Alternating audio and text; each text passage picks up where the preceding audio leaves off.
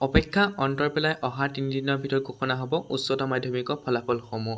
৩ দিনৰ ভিতৰতে ঘোষণা হোৱাৰ সম্ভাৱনা আছে আপোনালোকৰ এই ফলাফলসমূহ।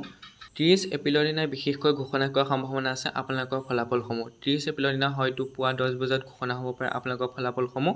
এই তথ্য প্ৰকাশ পাইছে দেশৰ আগশাৰীৰ বাতৰি কাকতসমূহত। বাতৰি কাকতসমূহত কি প্ৰকাশ পাইছে মই আপোনালোকৰ ভিডিঅ'টো শেষত দেখুৱাই আছোঁ। পুৱা 10 বজাত হয়তো 10টাকৈ ৱেবছাইটত উপলব্ধ হ'ব পাৰে এই ফলাফলসমূহ 30 এপ্ৰিলৰ দিনা। বিশেষকৈ 30 এপ্ৰিলৰ দিনা ঘোষণা কৰাৰ সম্ভাৱনা আছে আপোনালোকৰ ফলাফলসমূহ। ৰিজাল্ট শিক্ষা ইণ্ডিয়াৰ result Assam higher secondary exam etcetera আদি ৱেবছাইটত উপলব্ধ হ'ব আপোনালোকৰ এই ফলাফলসমূহ। কেইখনমান বাতৰি কাকতত যি তথ্য প্ৰকাশ পাইছে মই আপোনাক দেখুৱাই দিছোঁ। বহুতকেইখনে কৈছে যে 30 এপ্ৰিলৰ দিনা অৰ্থাৎ বিফৰ 30 এপ্ৰিল বা 30 এপ্ৰিলৰ দিনা আপোনালোকৰ ফলাফলসমূহ ঘোষণা কৰাৰ সম্ভাৱনা আছে। মই আপোনালোকক দেখুৱাইছোঁ, এয়া আপোনালোকে চাব পাৰে, লিখা আছে দেখিছে। তাৰ টাইমছ অফ ইণ্ডিয়াও কৈছে, যিখন আমাৰ দেশৰ এখন আগশাৰী নিউজ পেপাৰ হয়। টাইমছ অফ ইণ্ডিয়াও কৈছে দেখিছে আপোনালোকে ইয়াত দিয়ে এক্সপেক্টেড বাই এপ্ৰিল 30 অৰ্থাৎ আপোনালোকৰ 30 এপ্ৰিলৰ দিনা ঘোষণা হোৱাৰ সম্ভাৱনা আছে। অহা 3 দিনৰ ভিতৰত আপোনালোকৰ ৰিজাল্টসমূহ ঘোষণা হোৱাৰ সম্ভাৱনা আছে। জাগৰণ জুছেও কৈছে আপোনালোকক 30 এপ্ৰিলৰ ভিতৰতে আপোনালোকৰ ৰিজাল্টসমূহ ঘোষণা হোৱাৰ সম্ভাৱনা আছে। 25ৰ পৰা 30 এপ্ৰিলৰ ভিতৰত কৈছে।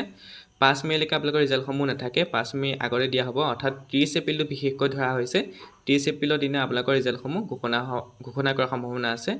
আপোনালোকে চাব পাৰে, সকলোৱে কৈছে লাষ্ট উইক অফ এপ্ৰিল, বহুতে কৈছে যে লাষ্ট উইক এপ্ৰিল, কিছুমানে 28 এপ্ৰিলৰ দিনাও ঘোষণা হ'ব বুলি তেওঁলোকে মত প্ৰকাশ কৰিছে।